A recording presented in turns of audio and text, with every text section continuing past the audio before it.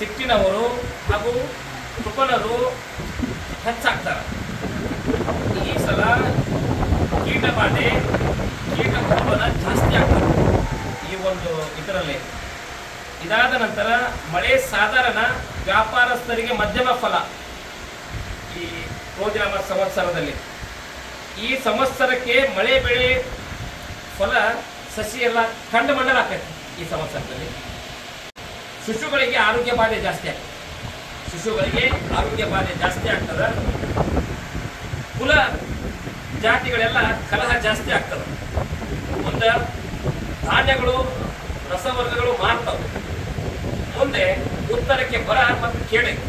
ಉತ್ತರಕ್ಕೆ ಬರ ಮತ್ತು ಕೇಳೈತಿ. ಇದಾದ ನಂತರ ದೊಡ್ಡ ದೊಡ್ಡ ಮಹಾನರು ಯೋಗ ಅಳಿಯುವುದು. ದೊಡ್ಡ ದೊಡ್ಡ ಮಹಾನರ ಯೋಗ ಅಳಿಯುವುದು.